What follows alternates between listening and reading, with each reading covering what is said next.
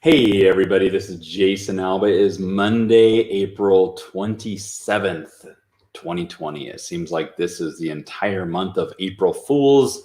We are actually starting to talk about getting out of quarantine, so that's really interesting. I honestly don't know how I feel about that. I know people who have been impacted by COVID, and I don't know. I know it's still contagious and it's dangerous, and there's just a lot of question marks, but there's also the whole issue of the economy. I actually just read on LinkedIn, let me see, I think I have it right here, a really fascinating article I'll put on my blog. It says pandemic 2020 layoff related deaths exceed COVID-19 deaths by 141%. And so I don't know about who this person is or where the numbers are coming from, but I think it's a really fascinating part of the conversation of what shutting down the economy and pausing the economy means. So anyways, it's just really fascinating. I'll put that on my blog probably today. You can go check it out. It's a LinkedIn article. It actually ties very nicely into today's topics, which is on leadership, and I have two courses on leadership. So just a little bit of housekeeping, and then I'll tell the story behind the courses, and then I'll just go in and talk a little bit about the courses. So this is still part of free April. We have Monday, Tuesday, Wednesday, Thursday. That's 4 full days of free April, which by itself is longer than any of the free weekends that Pluralsight has ever done. So it is still a great deal, even though if you haven't gotten on yet, you've missed the whole month. There's still 4 full solid days. If you're watching this after April of 2020, you can reach out to me for a 30-day pass. I sometimes have access to those, and hopefully I'll be able to get you one, which gives you full access for an entire 30 days. Let's see. Tomorrow we're going to talk about Management 101, and I'm actually going to talk about 2 of these courses in the backstory. So here's the backstory of this course. Pluralsight reached out to me in about 2012. I had 2 friends who, one of them created a few Pluralsight courses way back then, and another one never created courses. I don't know why, but another one of her friends did that she referred. And so anyways, I got a phone call from, I don't remember if it was the guy or the girl, but one of them called me up and said, hey, you got to do this. Like, this is really cool, and it could be a great opportunity. And they both knew that I was on the road speaking a lot because my LinkedIn book was, was still fresh enough, and people were paying me to get on the road. This is before 400 other people wrote a book on LinkedIn. And so I was actually making about $5,000 per speaking engagement, and if you think about it, that's nuts. Who makes $5,000 to get on stage for an hour, or at big conferences I got 45 minutes. It's just unbelievable the amount of money that's in professional speaking.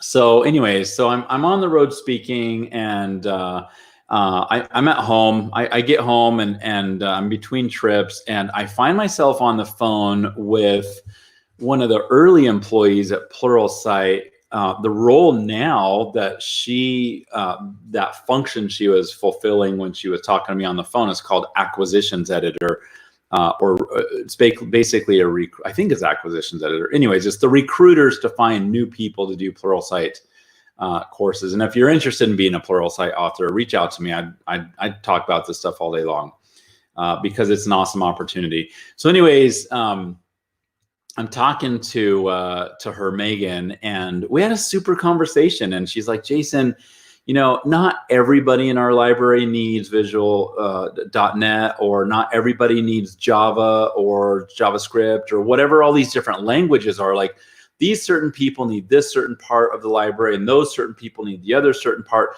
She said, but LinkedIn, everybody should have LinkedIn, right? This is back in, I think it's 2012.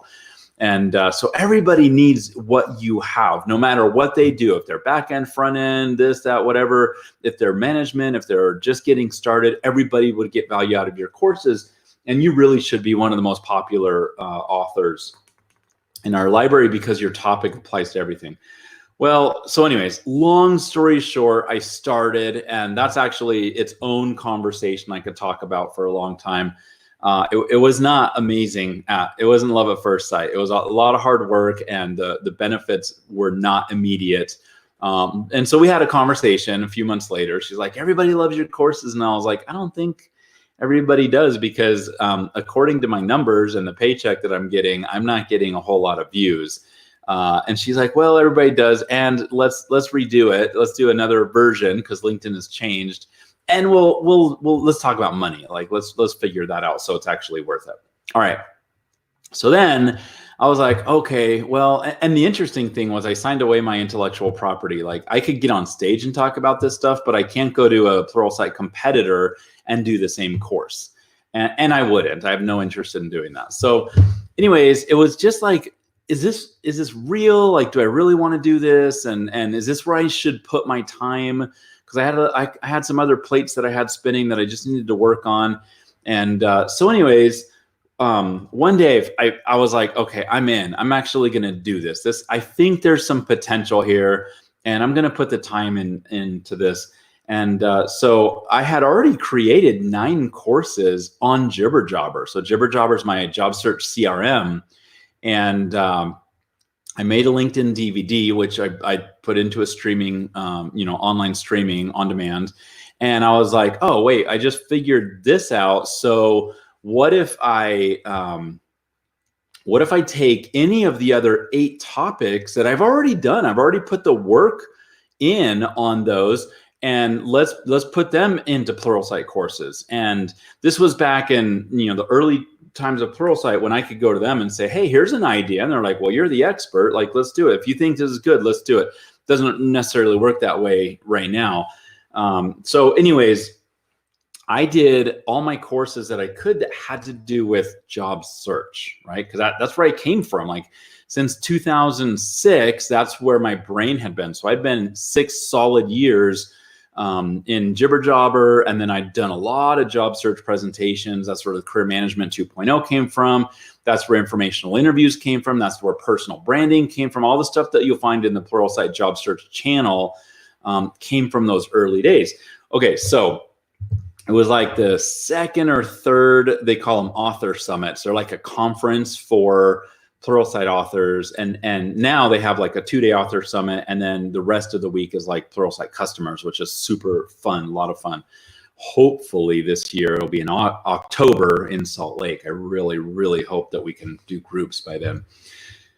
So anyways, I'm in the hallway, and I find some sales guys, and one of my objectives was to learn from anybody I could what was in demand. And this actually goes to becoming a better listener.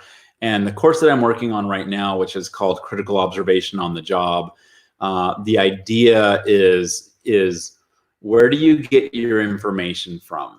And how do you get impactful and more information that can help you make better decisions? And so I went up to this group of sales guys and I introduced myself, and very nice, right? Because they're sales guys. And I said, hey, what are people asking for that I could work on in the soft skills space? This was back when I didn't say professional development. I just called it soft skills.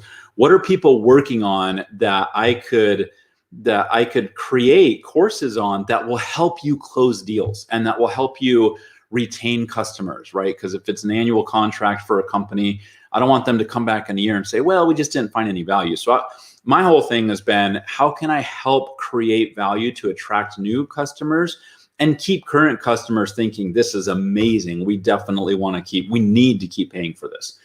And without even hesitating, the sales guy was like, leadership. Everybody asks for leadership courses. And I was like, oh, great, awesome. What does that mean? And this was actually a really profound question, and it was important And it actually, again, is a big part of my listening course, and the message that I'm about to share is part of my listening course and my critical observation course. Because if I were to have taken what he said and gone back and created a leadership course, which is like, what is leadership? Like leadership, you could spend years in college talking about and learning and pontificating about leadership, right? And so I was like, well, what does that mean? Like, what exactly, what do you want? Or what do you think they want? Or what are they saying that they want?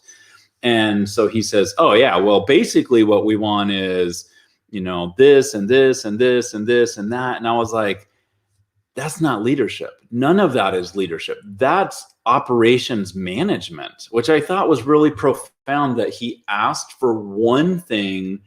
But when I dug down, when I drilled down and asked more questions, he was telling me he wanted, or the prospects wanted other things. So there was actually, as this whole thing played out, it was really interesting to me. The lesson was that we can, in conversation, we can talk to somebody and ask them questions and they'll give us answers. But it's until we drill down that we really understand what they're after or what their message is. And it's not because they're being deceitful. Sometimes are, right? Or they're holding their cards close to their chest. They don't want to show everything, and they don't want to tell everything until there's like a level of trust or whatever. But sometimes it's just bad communication. In this example, it wasn't either of the two. It was that the customers had wrapped up all of these operations management concepts and labeled them leadership. Now, let me switch over. I don't know why I'm switching to all these courses today, but I'm going to switch over and tie this into your personal brand, because this happens with our brand. Okay, so the story that I give in my personal branding course, and I do this every time that I'm on stage when I talk about personal branding, is I was in IT. Like that was my career, was hands-on IT developer, and then I got into networking and running the IT operation of I don't know, there was like 50 people at the corporate office and then 300 managers around the country. And so I was buying computers and setting up computers, and I was doing it just kind of everything. In the meantime, I'd like take on these little web development projects at work. And so I was kind of jack of all trades. And so anyways, when I when I lost my job, my wife, she came to me and she says, she's like, well, not like immediately, but probably a week or two later, she says, so what do you do? Like, what? I don't even know what you do. And I was like, and my thought was like, how do you not know what I do? Like, you helped me get through my computer information systems degree, and you have walked with me in my my development internship for 1.5 years, and then through my IT manager role, and then general manager of a software company, like all of these things that I lived in. And I could list, like, here's all these things under development and all these things under leadership and management and all these things under whatever.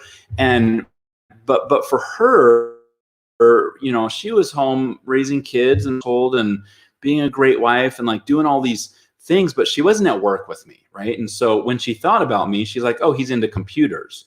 And so I was like, how do you not know what I do? Okay, whatever. I didn't say that. So anyways, we're like I say, well, we're a business analyst or a product. I don't think I said project manager role.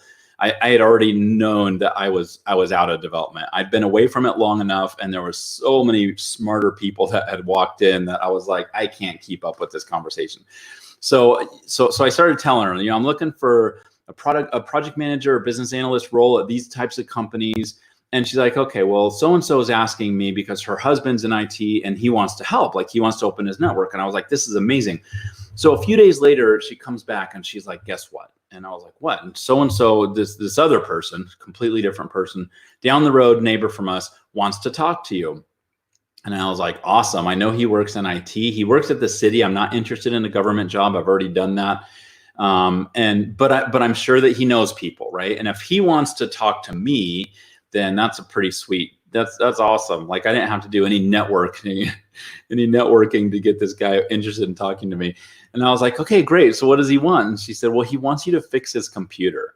And I'm like, I don't even fix our computers at home. Like, I don't know how. That's not my thing. And it was funny because like everybody who was in, let me take a gross extreme. If you were a graphics artist, sudden you were all things. This is back in the early 2000s and late 19. Nowadays, things are a lot more. My point is that people would gather all these things and then label it computer person, to the point where, check this, the CEO, he's like, hey, Jason, I just got a new flat screen. Can you come over and hang it on my wall? And I'm like, are you kidding me? I mean, probably I could, but just because I came on to do web development doesn't mean I do anything that has to do with ones and zeros. And plus, I don't see TV in the same realm as computers, but he did, right? It was all in the same bucket. And so that's what happened with the sales conversation, where I was talking to these salespeople, and they're like, and their conversation they got from the prospects was leadership is operational management and finance and all these things. And I was like, so as I was asking questions, I was able to remove the label and start getting into what the meat of the content should have been. So here's where today's topic and tomorrow's topic tie in. I went back to my contact at Pluralsight and I said, hey, it's done. Current course I was on, which was really optimized for job seekers, I'm switch over and focus on things that managers, our customers want, and that they want their employees to watch. And so the leadership course was the pivotal course where I went from focusing on the job seeker and the job search, which is okay because I already had enough courses in there that I was like, I feel like I got this covered, to switching over to what became called professional development. Still soft skills, obviously, but this is something where at work, you're like, hey, I need to work on my professional development, what classes, courses, conferences, etc. And that's really where I started to go. So anyways, that's the backstory of this course. I'm forever grateful for that conversation that I had and for the information. So what I did was I went back and I said, hey, I'm gonna switch over. First, I'm gonna do the leadership course because that's the label. That's what people are asking for.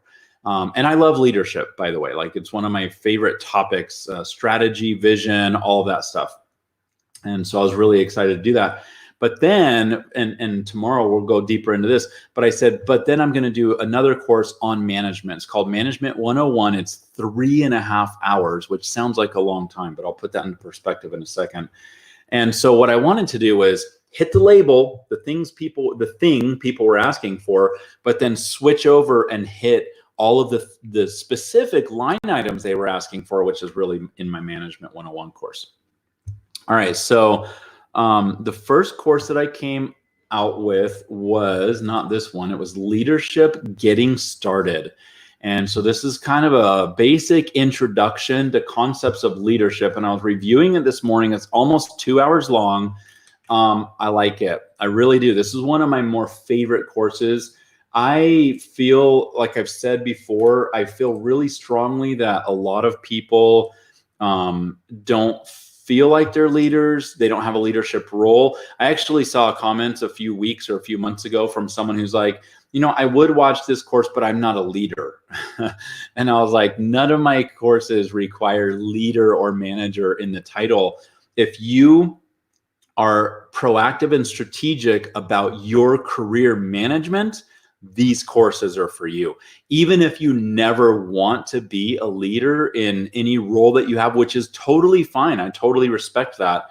Then this course is still for you. All right. So one of my favorite things that I used to do, I don't think I'm going to do it anymore, but I talk about related courses. I got really good feedback and not so good feedback from internal peer review at Pluralsight. So, but back in the olden days when I did this, people are like, yeah, that's brilliant. I love that you're sharing what other courses I might be interested in if this topic is interesting to me. So I talk about what is leadership for 5 minutes, right? Like we can totally define what leadership is, but the problem is if, like I said in this particular clip, I said, if you ask 10 people what leadership is, you're going to get 10 answers. And so what I did was I went and found quotes. I went through a whole bunch of quotes on what is leadership, and I found 5 people. One of them, like John Maxwell, well, 2, Peter Drucker and John Maxwell, and I think Warren Bennis. I can't remember exactly who he is right now, but at least 2 of these people that I got quotes from were like leadership consultants. These were people who had written books on leadership, but I also got quotes from Bill Gates. And he at this time, I'm not sure if he had, when he said the quote, I'm not sure that he had written any books, but he definitely was a leader, right? And so what I did was I scoured the web and I looked for all kinds of definitions of what leadership is. And then I said, okay, here's what these 5 people say. Let's kind of put them all together and create our own definition of leadership. I talk about the difference between what a leader is and what a manager is. So generally, manager is going to have a role, a title, authority, and functions that they need to fulfill. Whereas a leader doesn't. Like in an organization, you don't have to have those things to be a leader. Fun module or clip right here, 9 minutes, is one of my longest videos that I do because I try to keep them around 5 minutes. Leadership styles. And I talk about different leadership styles, including the charismatic style. And I give Oprah Winfrey as an example. The innovative style, and I give Richard Branson as an example. The command and control style, and I give an NFL head coach as a style. And so I go through a whole bunch of these styles and examples, and I mean, the message there is, you know, whether it's you and your leadership style or your boss's leadership style, what can we learn about these styles and how to work with and around them, right? It's almost as important as learning about personality styles. When I talk about the personalities in the working with, I think it's called working with people with different personalities or something like that, the course. If we understand what someone's personality style is or personality is, assessment, that helps us work better with them and communicate with them. Same thing with leaders. We can walk, can you imagine going from a charismatic leader to actually I did this. I'm not going to say where or when, but in my career, I went from a charismatic, super fun, very inspirational leader to a very check the boxes, a lot of feeling of oppression and a wet blanket and a lot of no's. Like I went from vision to no vision, and it was hard. I knew it though. I knew what was happening before and during the transition. So I was able to navigate that, but just understanding the personalities and the leadership styles was really critical for my success in that role. So even though this is a longer clip, it was actually really quite worth it. All right, characteristics of a leader. And so this is where I just kind of spend quite a bit of time on what is leadership? What does it mean? What are some important talking points about the leader? So then I share ideas and thoughts and quotes and stuff like that from thought leaders in the leadership space, right? So here we have Stephen Covey, Dr. Deming, Jim Collins, one of my favorite books, Good to Great, John Maxwell, Ken Blanchard, Marshall Goldsmith, Jack Welch. So, I mean, obviously Jack Welch was a leader of a massive multi-billion-dollar organization. He was applauded as one of the most leading leaders. He does a lot of stuff on leadership now. He is one of the biggest thought leaders, was as a leader and after he retired from General Electric, just an immense amount of thinking on leadership.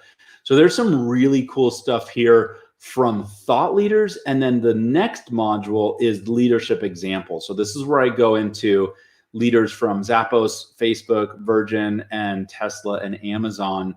Whether you hate them or love them, you got to admit, these people are phenomenal leaders, phenomenal. And, you know, if I were to redo this course, I need to throw in some women, because there are some amazing people that are here on this list. And I know there are some amazing women leaders that I should include. All right, last module in this course, applying leadership principles when you aren't the leader. And I'm sure that I hit home, like, hey, whether you have a title or not, you have opportunity to be a leader. So there's a few things that we talk about in here, leadership skills, attributes, the fruits of leadership. I want to talk just real quick on what to write. So this was just 3 minutes, but in the course, what I talk about is writing down questions and kind of journaling and taking notes through this course, and it applies to all your courses, all your learning, to get better learning. Okay, so I don't want you to watch my courses as if it were a show and you're just you have it on while you're doing other work. I want you to really critically analyze and critically think about the topics that I talk about and how it applies to you, right? And so I thought it was really fascinating as I was going through this course this morning, how I talked about this, and I walk you through essentially creating an action plan based on the 2 hours of content in this course. What are you getting out of this that you're going to act on? What are you getting out of this that is going to help you think differently, right? And then I actually give you examples like, hey, if from module 1 or 2, I would write down these things and here are the questions that I would think about. So I thought that was a really cool thing that I need to start putting back into my course design. All right, the other one, just real quick, is on leadership for non-managers. By the way, notice there's a start a free 10-day trial here. If you're in April of 2020, come to the button next to free April. Okay, don't do the 10-day trial. You want to come to the free April button because that'll give you full access with no limits through the rest of April. Like I said earlier, if you're watching this after April, hit me up and I'll see if I can get you a code. All right, so by the way, this is 1 hour. So the other course was almost 2 hours. This is a lot shorter. Understanding leadership fundamentals. So I give you the example of somebody throughout the course, somebody who goes into leadership, and her name is Kim, which is fun. One thing a lot of people don't know, especially if you don't follow me on Twitter, I need inspiration for names. And so I pull them out of people that are in front of me. And I'm actually starting to pull people that are Twitter followers that I have interactions with to use as names in my courses. This is actually my daughter. So that was fun. Defining leadership versus management, the importance of leadership, applying leadership styles to self-leadership. So this is just an overview and introduction to what leadership really is.